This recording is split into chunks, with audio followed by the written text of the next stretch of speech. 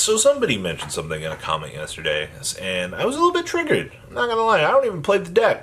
Somebody said playing two whales in True King of all Calamities and Frightfur isn't worth it. So I just want to talk about some theory here and why I think this entire statement is whack. Alright, literally.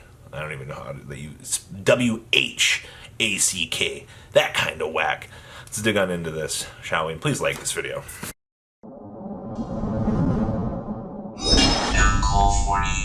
Alright, so based on my minimal knowledge of Frightfur / Fluffle technology here, and of the knowledge that I have of the current format, the True King of all Calamities is an insane card. This card jams your opponent out and denies your opponent the entire chance to play the game. You know what Fluffle and Frightfur don't actually have?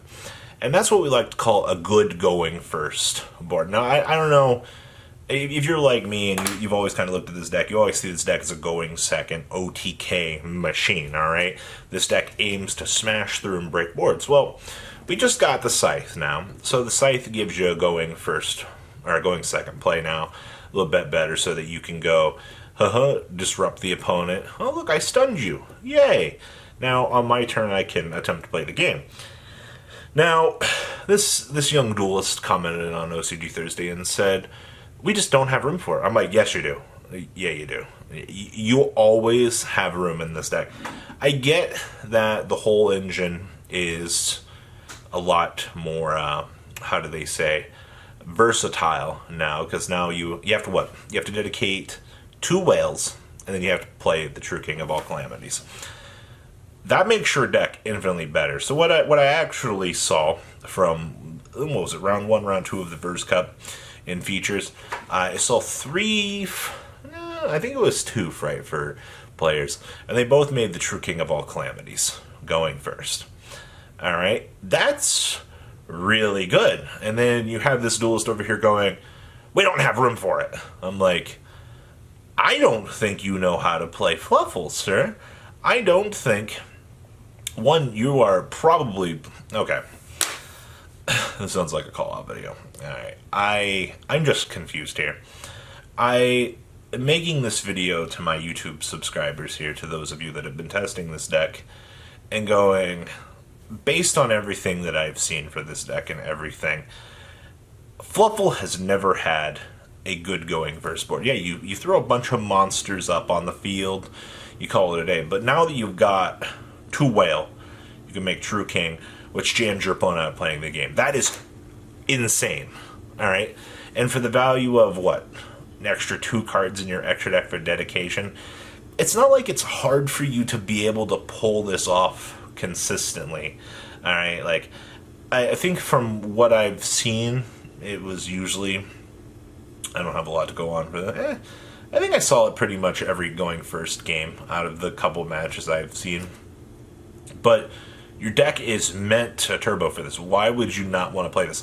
Unless you're one of those people out here that somehow always magically go second with the deck. And based on that reasoning and logic, well, congratulations. You're the abnormality. It just does not make sense to me why you would not want to play the best thing that your deck has going for you. This is all post-Rise of the Duels, by the way.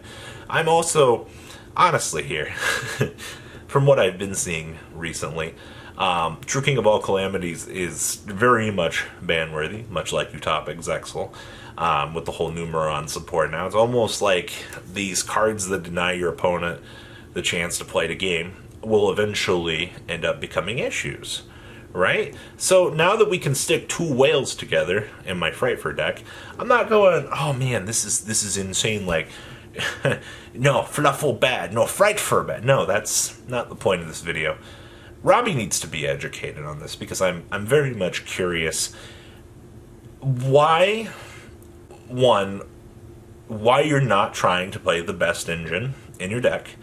Why are you not trying to make True King of all Calamities, especially when you have 9,001 ways to set up your dual fusion monsters?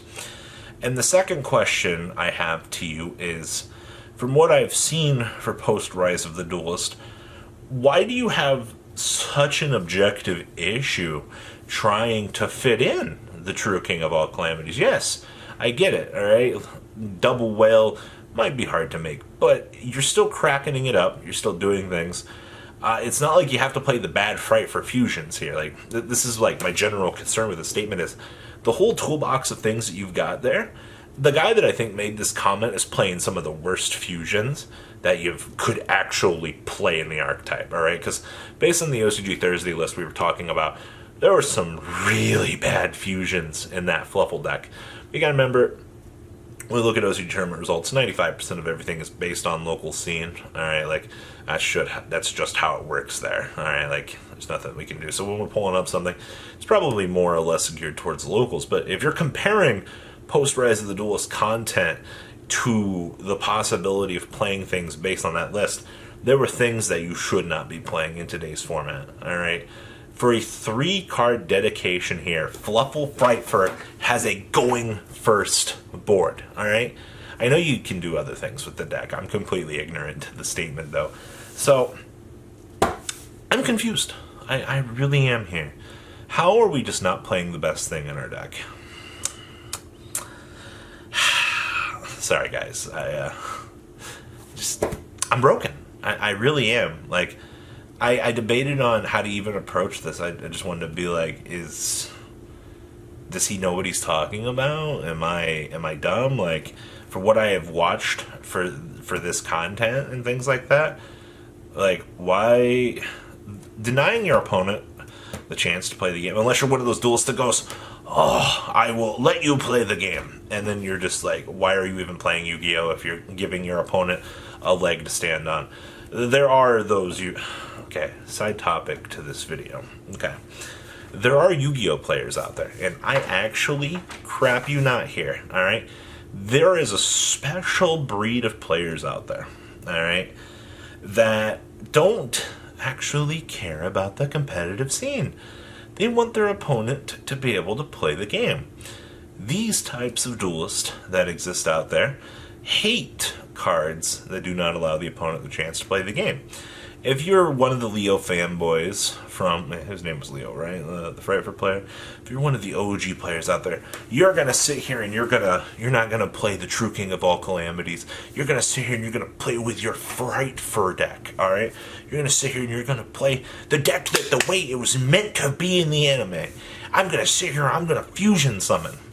These are your very, very, very casual Yu-Gi-Oh players out there that have not learned that there is a competitive scene to this game.